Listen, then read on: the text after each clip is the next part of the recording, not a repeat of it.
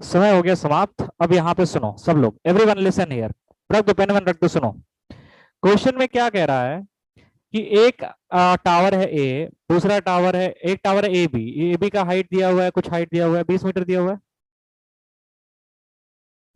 दूसरा टावर है C D का हाइट दिया हुआ है 30 मीटर दिया हुआ है। ठीक है। कह रहा है एक टावर से एक प्रोजेक्टाइल फेंका यहाँ से, दूसरे से एक प्रोजेक्टाइल फेंका इधर से 60 डिग्री पे। ठीक है। और ये दोनों टकराएंगे कहीं, ठीक है ना। तो जैसे ही ऐसे सवाल आते हैं हमारे पास, सबसे पहले हमारे दिमाग में ये फिगर बनता है, ये ऐसे जाएगा, ये ऐसे जाएगा, यहाँ टकराएगा। फिर हम लगते हैं इस पोजीशन को निकालने, एक्स और वाई निकालने लगते हैं, फिर हम टाइम निकालने लगते हैं, और फिर पता नहीं क्या क्या हम निकालने लगते हैं इसमें। ठीक है। वैसे भी हो जाएगा, लेकिन बहुत लंबा अप्रोच है और एग्जाम में एकदम काम नहीं आएगा, तो वैसे अप्रोच को हम देखेंगे ही नहीं। हम लोग देखेंगे कि इस क्वेश्चन को किस तरह से सॉल्व किया जा सकता है बड़े आसानी से। Very very simply we can solve this question. I'll tell you how. So let us read the question first. AB is 20 meter, CD is 30 meter. Object of mass M is thrown from top of AB horizontally with a velocity of 10 meter per second. Simultaneously, another object of mass 2M is thrown from CD at an angle of 60 degree, ठीक है, towards A B with same initial velocity magnitude. ठीक है, velocity का magnitude भी दोनों का same है। The two objects move in the same vertical plane, collide in mid-air and stick to each other. Calculate the distance between the towers. ठीक है। सबसे पहले ये बताओ, एक का मास m है, एक का मास 2m है, क्या इससे कुछ फर्क पड़ेगा एक्सेलरेशन में या वेलोसिटी में? एनीथिंग? नहीं सर, क्योंकि नो सर सर। अरे मास क्यों? पर ग्रेविटी नहीं लगती। अच्छा अच्छा, एक हाथी है और एक चींटी है, दोनों क्या सेम स्पीड से Yes, गिरेगा sir. नीचे? Yes sir, yes yes sir. Sir.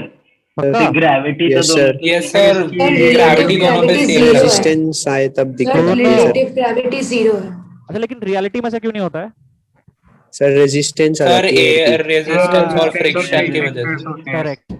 जब रियलिटी की बात करते हैं तो एयर का बॉयंट फोर्स और एयर रेजिस्टेंस सब कुछ आ जाता है, तो वो नहीं। ठीक है, फिर लेकिन हाँ, नेट जी ने भी करवाया था मास इसका का पूरा। मास का कोई फर्क नहीं पड़ता है। ठीक है, मास को साइड रख देते हैं, एकदम साइड हो जाओ, चलो ठीक है। अब बात सुनो, मेरे पास एक टावर है यहाँ पे और दूसरा टावर है यहाँ पे। ठीक है, और मुझे ना इनके बीच में जरा एक ऐसा बनाना है, तो ये कुछ बन गया, ये कुछ बन गया, फिलहाल समझना। ओके ओके, यह एक काम कर, सबसे पहले वेलोसिटी बनाते हैं। ये वेलोसिटी इसकी हो गई और ये वेलोसिटी इसकी हो गई। ठीक है। Okay, what if I tell you कि this is A and this is B, and if I tell you कि ए और बी टकराने वाले हैं, सो ए की वेलोसिटी बी के रिस्पेक्ट में कैसा होगा, या मोशन कैसा होगा? Motion of straight line. Projectile A with respect to B कैसा होगा? Sir straight line. Straight Straight line. line. It will be a straight line. ठीक है, Yes, sir. ये तो हमने पहले देख लिया था। Okay, so acceleration of A with respect to B कितना हुआ? 0। Zero. तभी तो स्ट्रेट लाइन है, तभी तो वेलोसिटी कांस्टेंट है। Okay, Yes, sir. Velocity of A with respect to B, that is velocity of A minus velocity of B, yes sir, correct है ना? Yes, sir. So velocity of A with respect to B. This is A, this is B. So velocity of A minus velocity of B. थोड़ा सा ना A with respect to B, इसमें मजा नहीं आएगा, थोड़ा उल्टा करता हूँ। मतलब थोड़ा मुझे ना respect to you. B with respect to A ले लूँ, मुझे एकदम साफ साफ दिखेगा भी उसमें। चलो मैं B with respect to A दिख जाता उसमें भी, लेकिन थोड़ा सा मुझे मेहनत ज्यादा करना पड़ता। बात तो एक ही है। So velocity of B with respect to A. So velocity of B minus velocity of A. Let us make the velocity of B. This is velocity of B. Yes yes sir.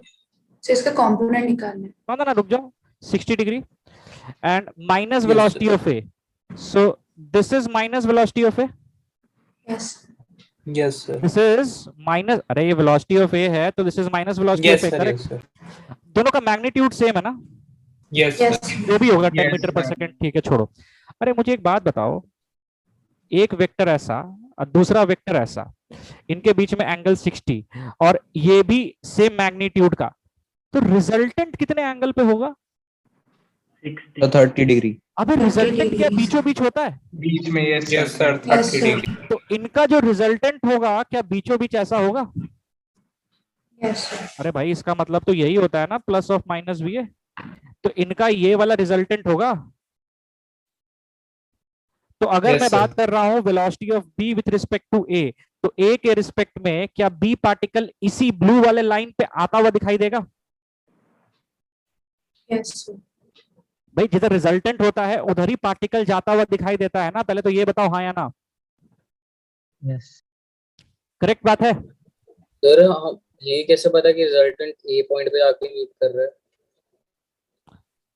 ऐसा एक बात necessary- बताओ, सुनो सुनो सुनो सुनो, तुम A पे हो, ग्राउंड से पहले तो देखना बंद कर दो, ग्राउंड से मत देखो, तुम ए पे हो, you are A, I am writing the velocity of B with respect to A, तो observer is here, you are at A, और तुमसे आके बी टकराएगा स्ट्रेट लाइन में, तो कैसे आएगा?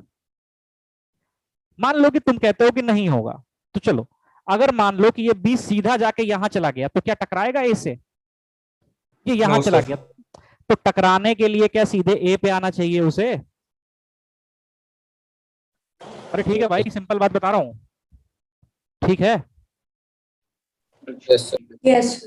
ठीक है सर। बाकी जनता, मुझे लग नहीं रहा है समझ में आया तुम्हें ये बात। सर आ गया समझ। आ गया। Yes, sir. आ गया। अब भाई ये अगर ये थ्योरी समझ में आती है तो भाई ये हो गया एंगल 30 डिग्री, ये हो गया एंगल 30 डिग्री, ये भी 30 डिग्री है, पहले ही Yes, निकाला sir. हुआ है। 10√3 आ जाएगा सर, D. मैडम ट्रायंगल 10√3 बनाओ है। एबीसी, ट्रायंगल एबीसी में, ट्रायंगल एबीसी में क्या करो, tan Yes, sir.